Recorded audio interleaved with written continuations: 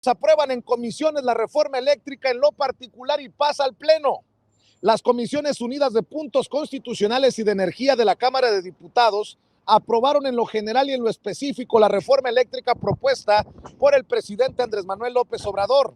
La reforma eléctrica pasó al Pleno, donde comenzará su discusión mañana y se espera que sea extensa, dura la batalla. Morena anunció que incluso podría alargarse la discusión y posible aprobación hasta después de Semana Santa, de acuerdo con declaraciones de Ignacio Mier, líder de la bancada de Morena,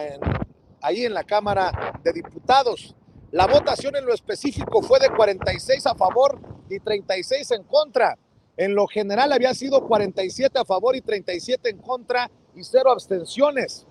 Ignacio Mier aseguró que Morena había incorporado 9 de las 12 propuestas que puso en la mesa la oposición, pero los diputados del PAN, PRI y PRD aseguraron que se trataba de un engaño, por lo que votaron en contra hoy y anunciaron que lo harán en el Pleno. Ignacio Mier, previo a esta situación, señaló que podría tomarse hasta 5 días para desahogar la reforma eléctrica y que en caso de ser necesario, por respeto a las tradiciones, se solicitaría un receso para el viernes y sábado santos y continuar la siguiente semana con el debate.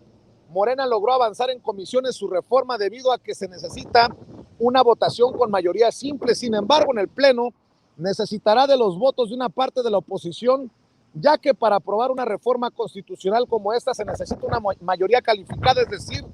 2/3 partes de los legisladores asistentes. Por su parte, el presidente del PRI, Alejandro Moreno, convocó a sus diputados ayer a una sesión del Consejo Político de su partido, donde aprobaron un acuerdo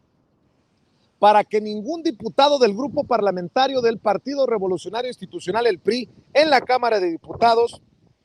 vote a favor de la iniciativa constitucional de Andrés Manuel López Obrador, o de lo contrario, sería expulsado de inmediato. El presidente Andrés Manuel López Obrador sobre este tema dijo en la mañanera que en caso de que la reforma eléctrica no alcance la mayoría absoluta en la Cámara de Diputados, al día siguiente enviará una reforma a la ley minera para proteger al litio.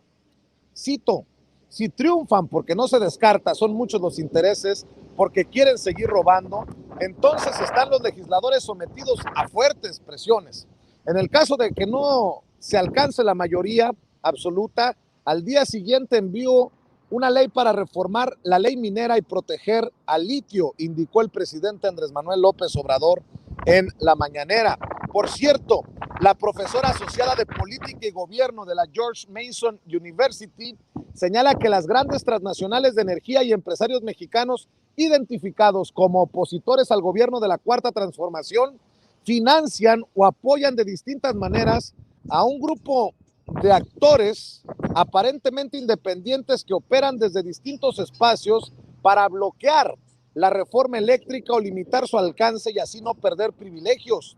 En un texto llamado Cabilderos contra la reforma al sector eléctrico en México, Estado y Soberanía, publicado en la revista El Cotidiano de la Universidad Autónoma Metropolitana, la UAM,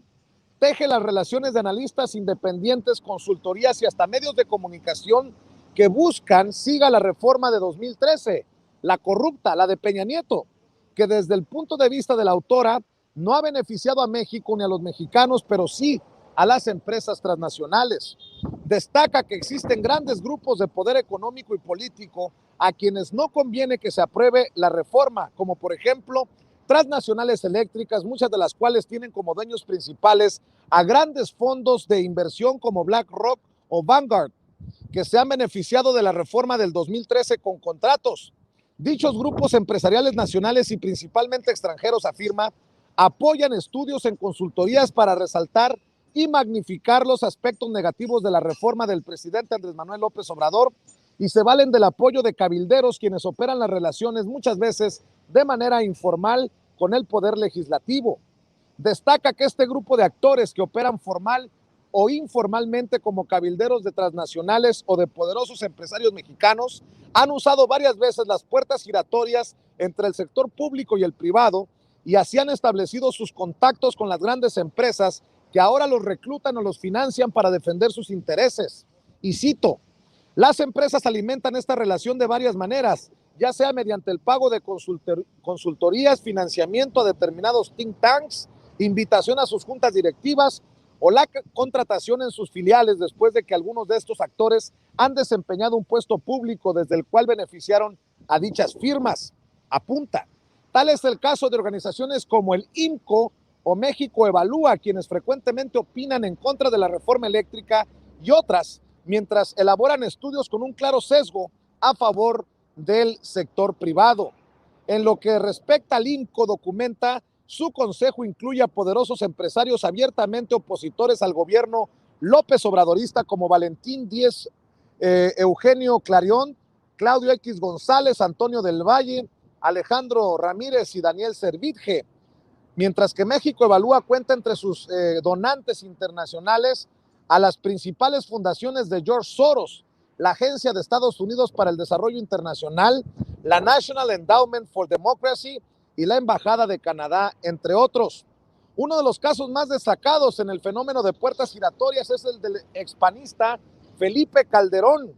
quien al dejar la presidencia fungió como miembro del Consejo de Administración de Avangrid, filial de la española Iberdrola, que recibió millonarias prebendas y pudo extender su influencia en el mercado mexicano de los energéticos. Agrega, cuestiones tan delicadas como esta deben investigarse a profundidad y en caso de detectarse corrupción, tráfico de influencias o conflicto de interés, dichos delitos deben sancionarse como es debido, concluye. Bueno, en ese sentido, hoy en la Cámara de Diputados se dio